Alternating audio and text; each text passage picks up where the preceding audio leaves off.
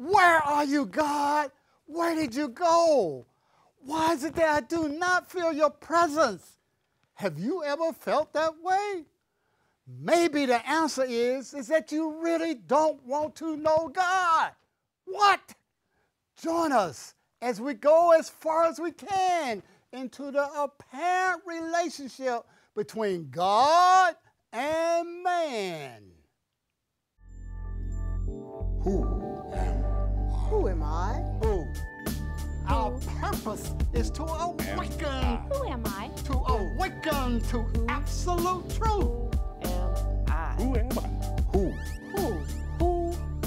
Our purpose is to awaken to absolute truth. Absolute Truth. Our purpose is to awaken. Are they one and the same? Absolute and truth. That's our purpose. Oh, okay, everybody's coming on in for class. Hey, Viva, hey, Sharon, Ball. All right, good. Yeah, we got the gang all here. Everybody ready for class? Yeah. All right. We're going to take up from where we left off on last time. We're talking about prayer and God. Can you really pray to God? And in the teaser, you notice that, sometimes you don't feel the presence of God. Now, our topic for today is who and where is God? All right? And I want the TV audience out there to know that prior to the show, we meet maybe for a few minutes, and I pass out what I call Kickstarter questions. And part of the Kickstarter questions that I want you in the audience to consider. Because, see, we are here to deal with the most profound questions. And for you to ponder, to really ponder these questions. So here, just to give you an idea of what the people here in the studio audience have had a little bit of head start on you, okay? But here are some of the questions I made up for them. Number one, have you felt the presence of God? If so, what was that like? Number two, can God have an enemy or a rival? And number three, will God need to send a son to save the world?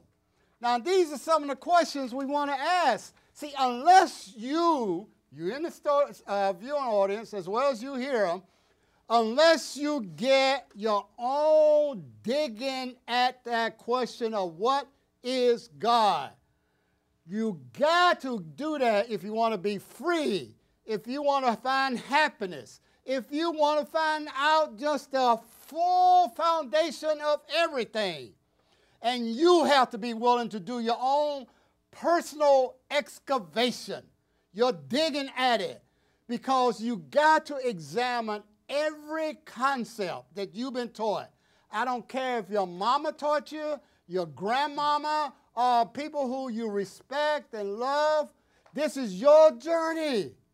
And you got to go there yourself and find out what is God. You hear it all the time. People say, the Lord said, God said, Jesus said. These are all words we've heard. But have you really examined that beyond what you've been taught? Now, on this show, we said we are committed to absolute truth. And I said, God is absolute truth. If God is not absolute truth, then he's a lie. Now, I know atheists have their viewpoint saying there is no God. What they are saying is they don't agree and dismiss the concept of God. Well, that's why I want you to look at the concept. Yeah, Lorraine. Well, I just, if God is all truth, then it's... Yeah. Want to hear your beautiful question. Okay. If God is all truth, why isn't God all? And why did he need an assistant? Why did he need to send his son? Since he's all and all truth. All right. What does all mean? All means total, complete, right? And is infinity all? Yes. All right? So God must be infinite, right? Now, if you were God, all right, what would you see? Everything. Just yourself. Yeah, well, yeah. God can only see God. Okay? God can't see Lorraine. God can't see Archibald. God can't see Alan. God can't see Jesus. All right? God can only see God. Infinity can only know the infinite. You look like you're going like crazy over there, Lorraine. Well, I don't understand that. I mean, What you mean? Because maybe he doesn't have a mirror. Because, why not? Why not what? Why can't he see all? That's what I'm saying. He can only see himself. God is all. Okay. Give all the power, all the glory, all the majesty to what? God. God. You heard that 1,000 times in Right. church. Okay. But I they don't got mean you. it. Okay, I get it. You get it? I get it. All can infinity or all know of anything outside himself. No, because there is nothing else. There's nothing outside of infinity. I get it. You get it? I get it. Did the light bulb come on? Right, yes. You blinded me with your light. Thank you. Yes. But the question, the problem is see. The word okay. see. All right. And it's business of being able to God to see you. Uh-huh. I mean, no, because you're part of it. All right. So how about the word know? No is different. Uh-huh. Because, you have the knowledge or the introspection or whatever it is of everything. Yeah. Right. I use that word see very loosely. And thank you for pointing that out, Archibald. Because, see, that's, humans, we rely upon 5 senses. I see the 10 of you sitting here. You out there in TV audience, you see me. Or, I can see a rug, okay? Now, that requires a subject and an object. That the subject has to be separate from the object, okay? In other words, I'm relying upon sense data. That's what science relies upon, empirical data, all right? That's why science cannot go back to what was before Big Bang. They can get right to the, like a second after Big Bang, but they don't know what's before Big Bang. That is really what handicapped Einstein. It's what's handicapping Stephen Hawking. Oh, I love the show Cosmos, with Eric deGrasse. It's science. Archibald, you were a science major at Morehouse. And it is wonderful in its place. But science nor religion can take you to absolute truth of God. They got a thing over there in Switzerland. What's the thing called? Large Hadron Collider. Yeah, a collider. And they're trying to find out, what was it like at Big Bang? Well, they might get right next to it, but see, science has to have a subject and an object, okay? That's how we think as humans. I think about, all right? There's and I is always the subject. And I is, when you wake up in the morning, what's the first thing that comes to you? I'm lying in bed. I got to go to work. I got to brush my teeth. I. Now, what's the name of God? I. So can I know another I? If I'm all? No. I can only know myself. I can only know myself. So I, as God, know only God. Yeah, Viva. In that presence that I have observed, not felt, but is the I that I am. Okay. And I'm becoming more and more aware that that's all there is. The rest is like just gibberish that we're speaking as human beings or what we've been taught to be as human. But I'm more observant that I am that I am. Yes. That's the only truth. And it's also genderless. Yes. It's just pure. Yes. I am not a body. Okay? it looks like you're looking at a body, a good-looking one at that, right? Yeah, me, Denzel, yeah, right. But seriously, it looks like I came out of Ruth Carter, another body. Joan came out of the same woman. I said, Joan is my sister, all right? In truth, that's not so, all right? In truth, all right? Because, see, that's relying upon that I am a body and I have a mind who thinks that I'm a body. You get it? That's central to all humans. I identify with this body. Old Charles Darwin said I got a self-preservation instinct.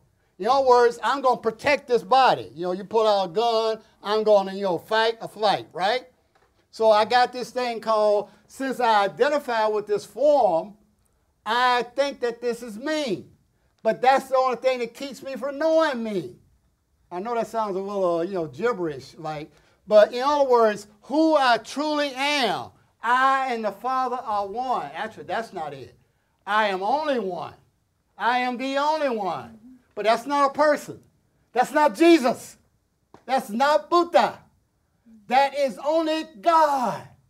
God is the only reality. And I hate that word God because we got so much stuff attached to it. Your grandmama told you about God. The preacher tells you about God. The teacher, your mama. Everybody says they got God. And that's why we're having this conversation today, because you got to find out what you mean when you say with God. All right, read, and then Adam. I think that we are having a conversation and disregarding a major part of our being here. It is the world of illusions that we live through, that we all are subject to. We all must respect the world of illusions. What's true comes later in life when you become self-realized, knowing that there's more than illusions that you've been taught since you were a baby that you're going through in this world. Then you start realizing that there is another world. There are several worlds. I have discovered since I turned 80 that there are so many worlds that I must know that are true, that are real. And everything else that I've been living for 80 years is illusions, and we all have to come through that illusions. I feel that a lot of people think that illusions is all that it is, that the body is who I am. The body is still an instrument created for the mind. And it's only the results of who you've been, the experiences you've had since you've been on this planet Earth. That's what your body is, while the mind has been using it since it's been in existence. It's hard to put it into words, what I see now, but I feel that I see like no one else can, because I see the difference in the illusions that I've been living in for so long and the real world that I'm discovering from now on. Yeah, Jesus supposedly said, how do you be in the world but not of the world? So he was saying, there appears to be something that is not God, all right? And that's human thinking, all right? That it appears to be an illusion. Now, illusion is not real by definition, all right? But to read, or to Jesus on the cross who was saying, Father, forgive them, for they know not what they do. He was in the illusion that he was Jesus. Just like you think you're Reed, or I think I'm Allen, or Barack thinks he's Barack. Then once I start thinking like that, as a human being, the basis of my identity, I will have all kinds of seemingly experiences, all right? But the question we want to know is, what kind of experience does God have? The absolute only one, all right? The infinite presence that is. Now, that was supposedly, I think, in the Bible, Jesus' disciples went out to, again, we don't know if this is true, because we don't know if the Bible is true, all right? What in the Bible is. I mean, it was made up and written by man, for man, all right? But let's go with that right now, all right? Suppose that Jesus' disciples, went out and they came back to Jesus and said, Jesus, we have cast out demons in your name, all right? And Jesus said, no, don't get fooled by that. I'm paraphrasing, obviously. He said, that's not the important thing, that you can do all these, heal the sick, or you have all these, experiences. You can have prophecies. You can see into the future or whatever, all right? Or you can speak in tongues, or even beyond that, you may know different dimensions. You see, the important thing to get there is, who is this I that is saying I'm having these experiences? That's why the most profound question you can ever ask is, who am I? Because I is always the premise. And if you don't find out who I is, now I know English grammar, okay? I does. Anyway, unless you ask, who am I? This I, and if you think, like old Descartes said, if you think that that I is, then you have now denied God. If you believe in God, you deny God. If you worship God, you deny God. Because you're saying that there's a me and an I that I call Alan or whoever, and something called a not me, a God. Now you have two limited beings, all right? And how are you going to limit all? Cannot. You cannot. It's impossible. And that's the illusion that we have, is that we think we have limited all, or infinity. Yeah, Don. The concept of God created by man, that which is, has no creator. It just is. It's always been. So we're dealing with the reality of that which is beginningless, endless, infinite, and eternal, and is so intelligent that it has figured out a way to give everything and everybody so much of itself that none of us have to stand in line to get ours. It's that which beats our heart. It's ever present. We dwell in it like whales dwell in water. It is the fullness of all, so that we may be limiting that infinite, absolute, and supreme intelligence by referring to it as God, when God is a creation, just like man is a creation, an intelligence of existence, but it does not constitute the whole of existence itself.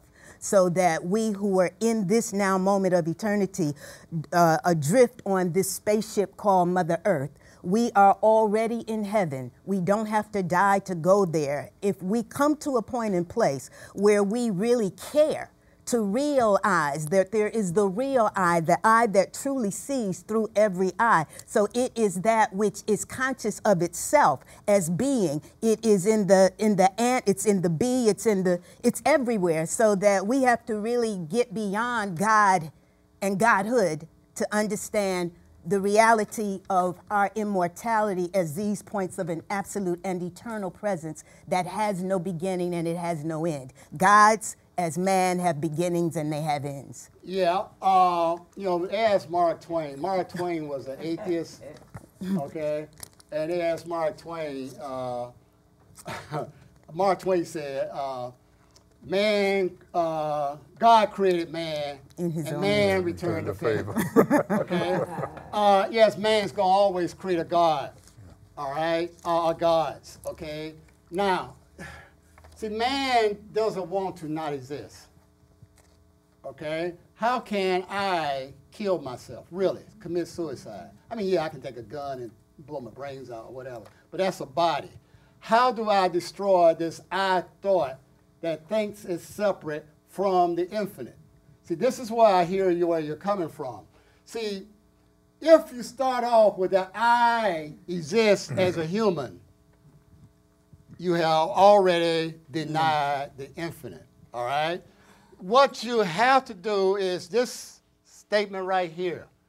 This is absolute. Now, God, and like I said, I don't like that word God because, like I said, it's like sex. It's so much that we've been taught about it, all right? So if you consider, the infinite absolute, Did I distract y'all there? Sex does it every time, doesn't it?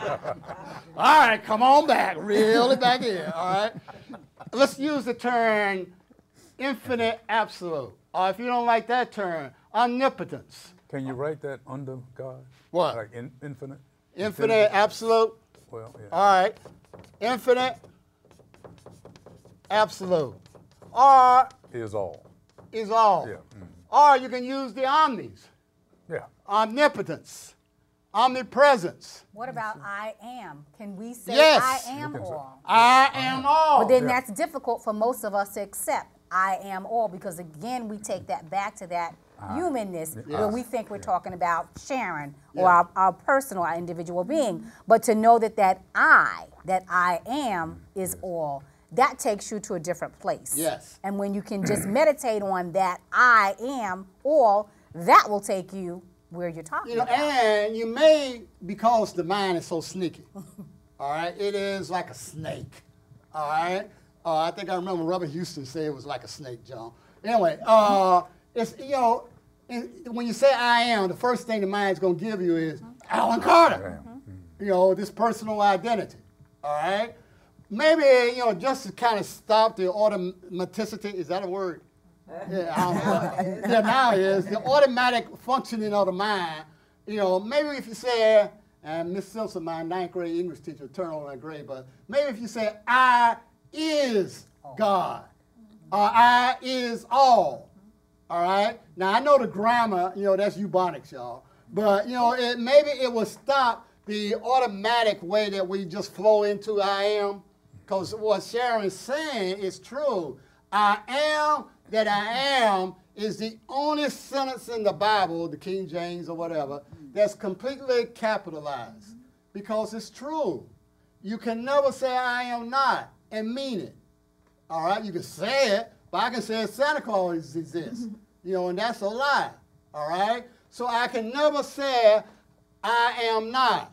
I am. I don't have to prove that. I don't have to prove that I am. I know I am. Who's saying it? I am. Who's there to deny it?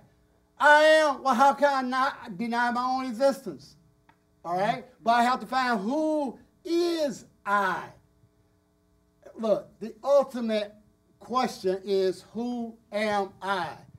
The ultimate answer is, I am that I am. That's absolute.